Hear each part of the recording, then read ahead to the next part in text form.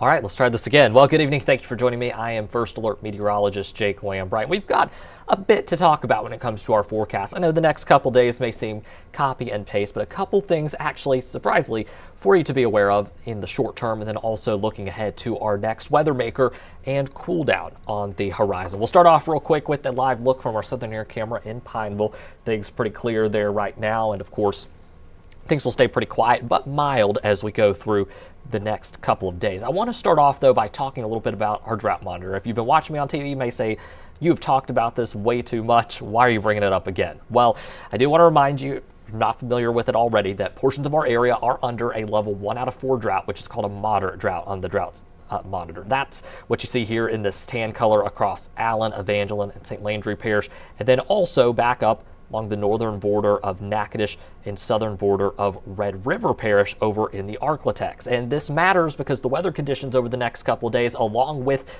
the already dry grounds, will lead to basically, could not talk there for a second, basically the perfect conditions that could come together and allow for wildfires to spread rapidly and out of control. So here's a look at our wind speeds as we go throughout the day tomorrow. You'll notice those out of the northeast around 5 to 10 miles per hour.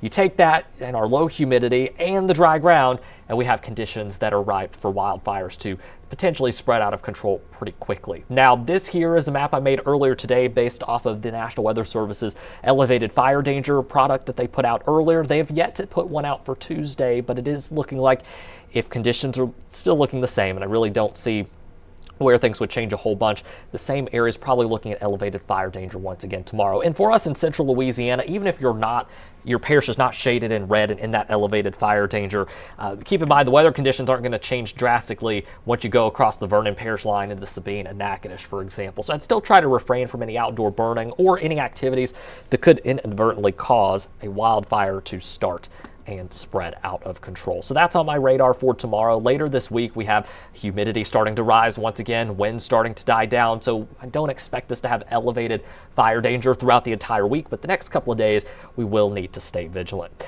Speaking of, we also have a couple of burn bans that were issued today across central Louisiana. Now, Beauregard and Sabine Parish are officially included in burn bans. I'll make that full screen for you there for just a second. So again, going to be watching to see if any additional parishes join Sabine and Beauregard in a burn ban. But like I said, especially if you're under a burn ban, or really anywhere in central Louisiana tomorrow, if you can hold off on burning that leaf pile, it might not hurt to put that off maybe till the weekend or later on this work week. Our high temperatures today were pretty warm across the board, a little bit warmer than days past. Sorry about that. Trying to get some tech issues here worked out on my end. High temperatures this afternoon topped out upper 80s, a little bit closer to the lower 90s, and we'll keep things that way as we go through the next couple days. That is until our next weather maker rolls through and cool down, and this is within the 7-day forecast, so a lot to talk about there here in just a moment. Right now, temperatures are already a lot cooler thanks to those clear skies as well as the drier air that's in place, but as that humidity starts to increase later this week, you will notice that those morning lows start to increase as well.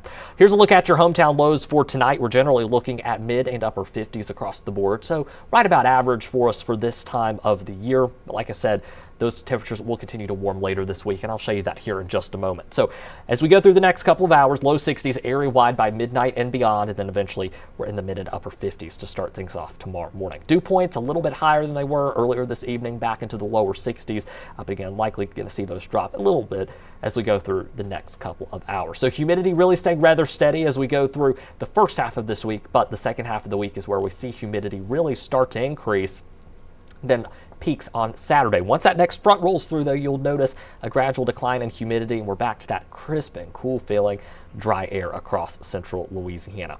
I do actually want to back this up here and turn some things off here on my end so it's not as confusing. Here's a look at our weather setup heading through the first half of this week. So you will notice, let me turn this off actually, and go back. So you'll notice that kind of red over. So this here is taking a look at our heights in the atmosphere, and temperature is proportional to thickness and height. So the higher the heights in our atmosphere, the warmer that our temperatures will likely be. So we have higher heights, an area of high pressure sitting basically right over us through the first half of this week, where I drew that H. That's going to keep us warm. That's going to keep us dry as far as rain chances go.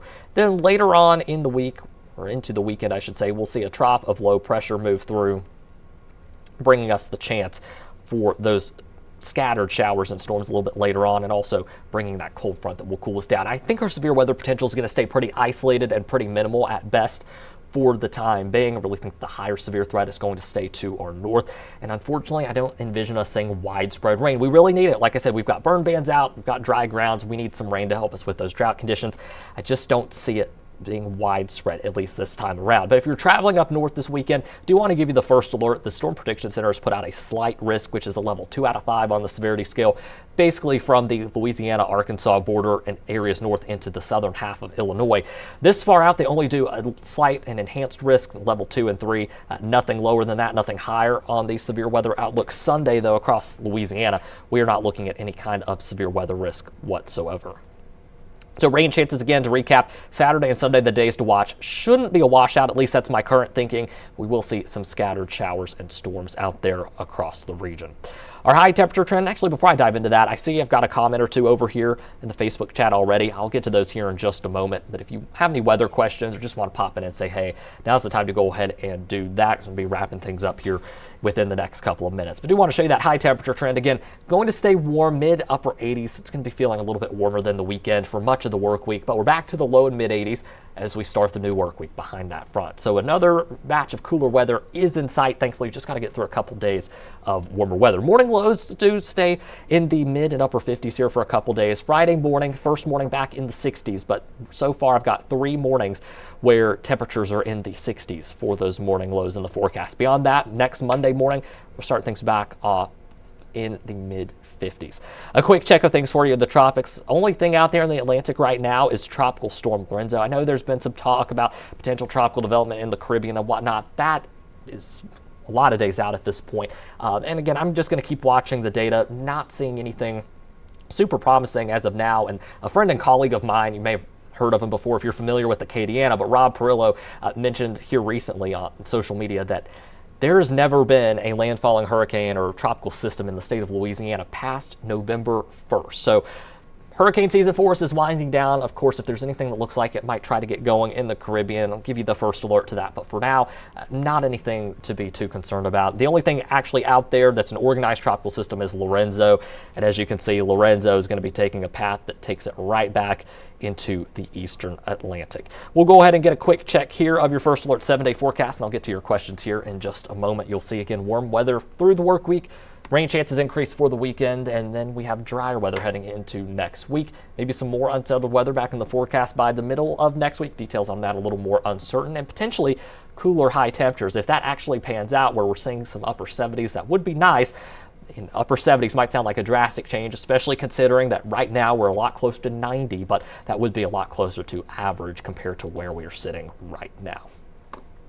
All right, the only question that I have is related to an incident over on Overton Street. Don't have any details on that from now, and full disclosure, I am a meteorologist, so haven't seen anything come into our newsroom yet via email, but we are investigating that. I did actually come across that road closure a little while ago on my way back to work, so we'll be looking into that. Of course, we'll give you information, the latest information, once we officially have some additional info on that. But yes, are aware of an incident over there, and we'll be keeping tabs on that as we go throughout the rest of this evening.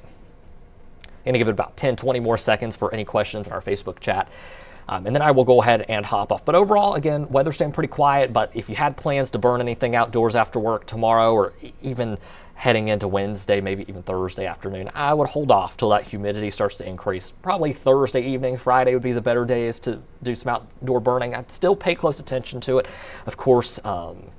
But yes, next couple days, Tuesday, Wednesday, probably not the best days to be doing outdoor burning, just because the fuel, like I said, going to be perfect for wildfires to spread out of control.